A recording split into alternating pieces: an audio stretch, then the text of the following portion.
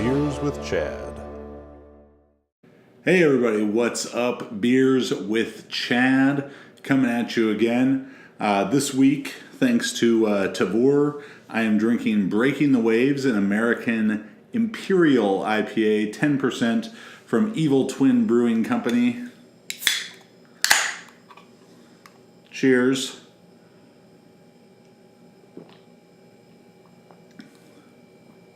That's pretty fucking good.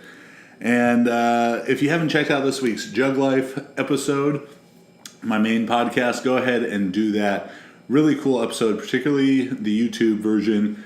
We talk with Frank Wintrick, the Director of Football Performance at the University of California, Los Angeles, the UCLA Bruins. And fun episode. Frank is through and through a football guy for sure. And the YouTube version has a ton of cool B-roll footage.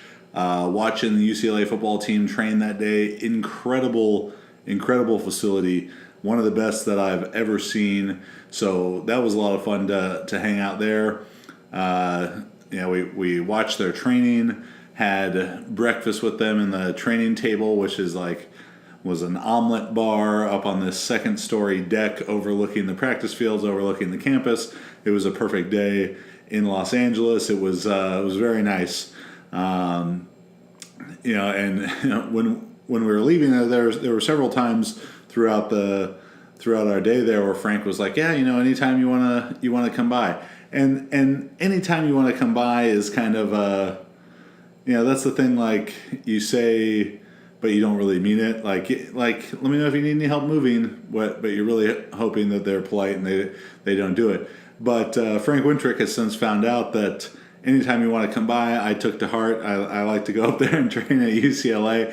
When we were there, RG3 just walked into the office like, hey, can I train today? Deshaun Watson was there. Frank was telling us about Hoist Gracie coming by and giving them jiu-jitsu lessons and stuff. So how could I not just want to show up for that sort of stuff? So make sure you go check out that episode of The Jug Life with Frank Wintrick. If you're interested in what I'm reading, make sure you, what I'm reading right now is Conscious Coaching by Brett Bartholomew. A lot of great insights about the psychology of coaching, far beyond the, what is really, in comparison, pretty simple in terms of, sets and reps and percentages and periodization, all that stuff, but dealing with the psychology of athletes that you deal with, where if you have a team of 50 players, you've got 50 different personalities that you can best reach through your style of coaching. So look for a future Beers with Chad episode breaking down some of the main lessons from Conscious Coaching by Brett Bartholomew as I work my way through that. Now, this week, real football is back, and I want to bring you the CWS 6-pack of picks. So for this first week one of the NFL season. And obviously that's a 6-pack in reference to beers, not a 6-pack in reference to abs. What can you do? So leading off with the kickoff game. Thursday night, Atlanta at Philadelphia, the defending champs. Philly is 1.5-point favorites. And there's a lot of really good games this week. So these 6 games are really what I just see as the most interesting games of the week, the most competitive. But there's a lot of good games this week. Hard to narrow it down to just 6 to talk about. Nick Foles will be starting for the Eagles. Carson Wentz not quite ready. We'll see when they bring him back. It's probably in their team's long-term best interest to not rush that more than they need to. And Nick Foles has certainly shown by winning the Super Bowl that he's capable of winning important games. Philly, roster is stacked. Atlanta, roster is stacked. I'm very excited to see Calvin Ridley and how he performs for the Falcons. And Philadelphia is just a 1.5-point favorite. So essentially, the home team is basically getting 3 points for just being the home team. So if you were to think of them on a neutral field, Vegas really sees this game as even. that they would be even on a neutral field. So defending champs are 8-2 in the kickoff game since they've gone to this format of the defending champs playing the first game of the season. And Atlanta's going to have a chip on its shoulder. That was a really tough game they had against Philly in the playoffs last year. But I am picking Philadelphia to win here on their home field. I think they cover that 1.5 point spread, really just because they could only win by 1 and not cover. So I'm going Philadelphia in the kickoff game to begin the season. Next game I want to talk about, Houston Texans versus New England Patriots. Houston, healthy Deshaun Watson, healthy J.J. Watt. I think J.J. Watt going to be ready to show everyone after really the last 2 years dealing with injuries, ready to show people that he is back, that he is the man who had more sacks than anyone else through his first 4 years in the league, more than anyone had in a 4-year span, that he is Defensive Player of the Year ready again. Between Jadeveon Clowney, Whitney Merciless, J.J. Watt, tremendous pass rush coming for, going to be coming after Tom Brady, someone not for his ability to move around too well. And, on the New England side of things, of course, you have Tom Brady. But beyond that, it's like, that's a pretty weak roster.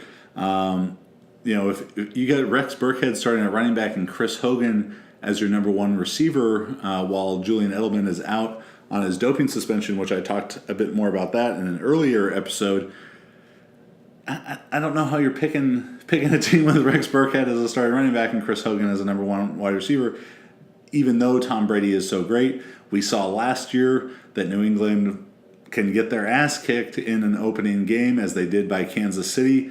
The big question mark for Houston is the offensive line, but I don't think that New England has the defensive line to really take advantage of that weakness. So though New England is 6.5 point favorites in this, I think Houston will win the game, and obviously in doing that, New England won't be covering the spread. The next game I want to talk about, the Coughlin Bowl, Jacksonville versus the New York Football Giants. Jacksonville, who are their wide receivers? I mean, Blake Bortles is kind of like a fun guy to root for. I've heard him on podcasts, heard him on Pardon My Take. He's a funny guy. He's a guy that I'd probably want to drink a beer with. Blake, if you're watching, you can come on Beers with Chad just anytime you want. Just let me know. But with Marquise Lee out, who are their wide receivers? I didn't recognize a single name on their wide receiver depth chart. And of course, Saxonville, their defense is incredible. But I think Paul Posluszny's retirement is going to be potentially a pretty big loss for them. Not because Paul Posluszny was that talented or that great of a linebacker. He may have been their third best linebacker, but he was definitely the leader of that defense, definitely the quarterback of the defense. While Calais Campbell may be an emotional and a locker room leader, Calais Campbell's not calling out, plays and making adjustments from his defensive line position. So who steps up and fills that role? Is it Miles Jack? Is it maybe Barry Church from the safety position? We will see. Their defense is going to be great, but the Giants are should be a tremendously improved team. With the addition of Nate Solder on the offensive line, other upgrades along the offensive line, healthy Odell Beckham, Shepard, and Evan Ingram, that's a very formidable receiving and tight end group, especially when you add in Saquon Barkley. Eli Manning, I think, is going to feel rejuvenated by the new players around him, by Pat Shurmur, the new head coach.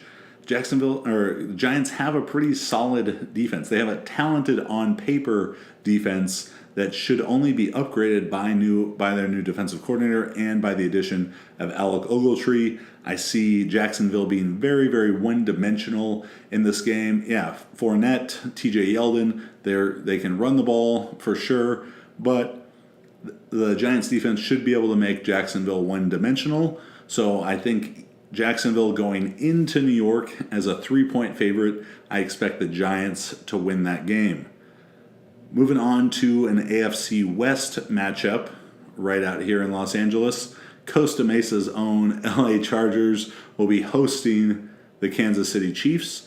You're going to get a trial by fire for Pat Mahomes facing one of the best pass rushes in the NFL with Joey Bosa and Melvin Ingram coming after him. So excited to see Mahomes maybe throw some 80-yard touchdown passes, 80 yards in the air, but I think he's gonna have a tough time. This is a really good matchup, the AFC West. These two teams are going to have a great battle all season. I think the Raiders and the Broncos are many, many steps back from these two teams, but I love watching Kansas City's offense. Andy Reid's so creative as a play caller, using guys like Tyreek Hill creatively, but I think the Chargers have upgraded their passing game with Mike Williams, last year's number 1 draft pick, now being healthy. You're adding him to Keenan Allen and everything else the Chargers got. And Phillip Rivers has led the NFL in passing touchdowns the last 2 years combined. Phillip Rivers has the most, and he's adding a really talented wide receiver. So I'm picking the Chargers to win. They are 3.5-point favorites, but I'll say the Chargers will not cover. So going to be a really close game, a great battle between Kansas City and the LA Chargers. Moving on to Dallas at Carolina. Carolina is a 3-point favorite. So I think I like the Dallas Cowboys. My best friend will probably be on here sometime. Paul is a diehard Dallas Cowboys fan. Grew up in a little town outside of Texas. When I was growing up, most of this was probably just because the Cowboys were the best team when I was a little kid, but my room was covered in Troy Aikman and Emmitt Smith posters. My mom wouldn't let me have Michael Irvin or Deion Sanders posters. I think she knew what kind of extracurricular activities they were up to, but I love the Cowboys. I had the team pictures up, all this stuff, and I want the Cowboys to have a great season. I love Dak Prescott. Zeke, I think, is a beast. They've got a great offensive line. I love the style, that physical style of play. But they are extremely limited in the passing game. I think if they're going to call plays the same way that they have the last few years, which is just no creativity on the offensive side of the ball.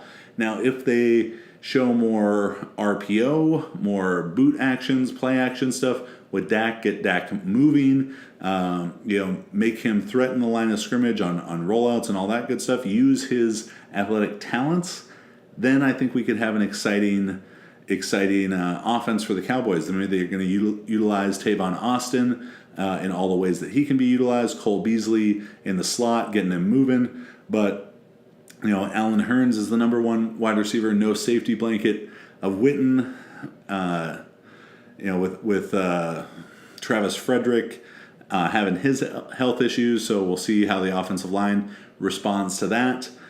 Zeke, I think, has got something to prove this year. He's going to have a big year. But Carolina, tough team. Now, Carolina has 2 offensive linemen on injured reserve, and a third is questionable.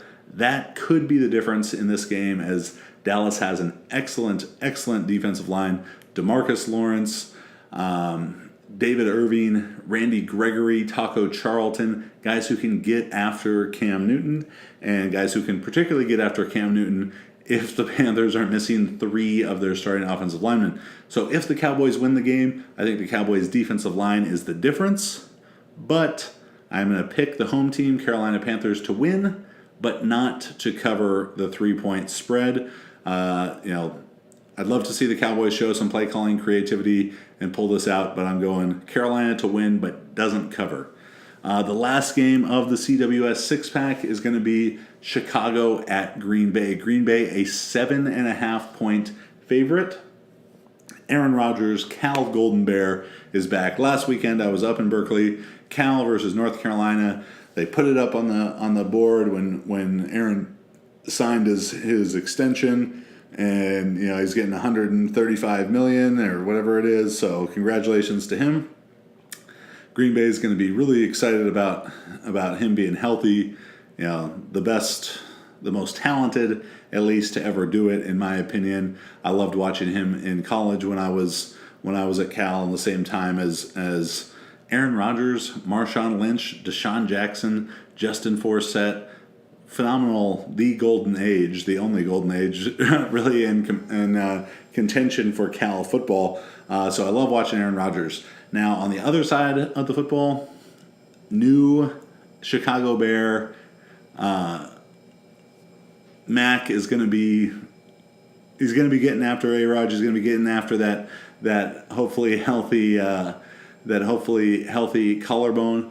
Khalil Mack's only been there for a week, so maybe his snaps are limited a little bit. I guess he's an NFL player. He's a smart guy and can pick up the system and can go tackle the guy with the football pretty quickly. But maybe a little bit limited scheme wise what they can do with him. I think the Bears are definitely improved. I think I could see the Bears being 7-9, 8-8, maybe pushing for a wild card spot, probably pushing the Packers. I think this is going to be a really good game, but I think too many people are making the comparison of Jared Goff and Sean McVay, and they're trying to look at in NFL the copycat league is who's the next Jared Goff and Sean McVay, young quarterback, young offensive-minded coach, and they think, well, Mitch Trubisky and Matt Nagy are going to be that. And I just don't know that's an apt comparison, that they're going to be doing that same stuff, taking off the way that Goff and McVay did last year. Though I think the Bears got some offensive talent. They got adding Allen Robinson to the wide receiver group, two very good young running backs, solid tight end. Trubisky should be improved under Matt Nagy. I just don't know that he makes the first year to second year leap the same way that Jared Goff did. Khalil Mack addition to the defense. Roquan Smith getting in there. He wasn't in much training camp, so where is he system-wise? So I think Green Bay wins, but does not cover the very large 7.5-point spread. That's a big spread for NFL games. So that's it. Week 1 NFL picks, CWS 6-pack.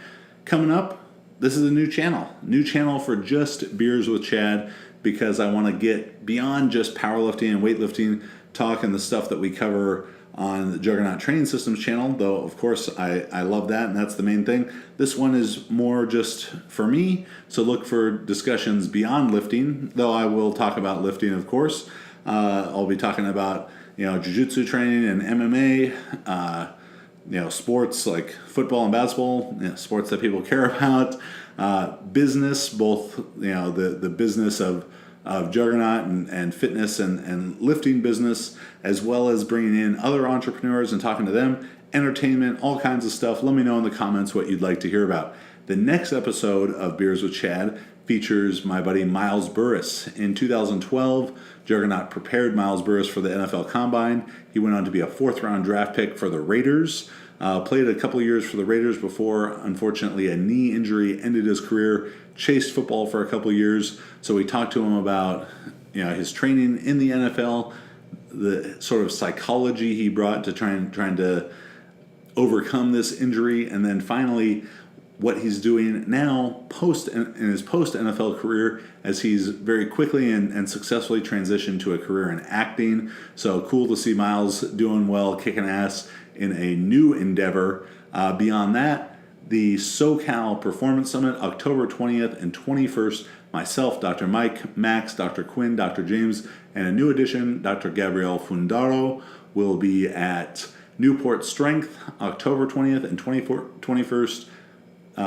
Orange County, Newport Beach, California. So if you live in some cold, rainy place, or it's getting ready to snow late October for you, come hang out with us in Newport Beach. You can earn some NSCA CEUs. You can have a good time, learn all sorts of stuff about how to lift better, eat better, train better, recover better.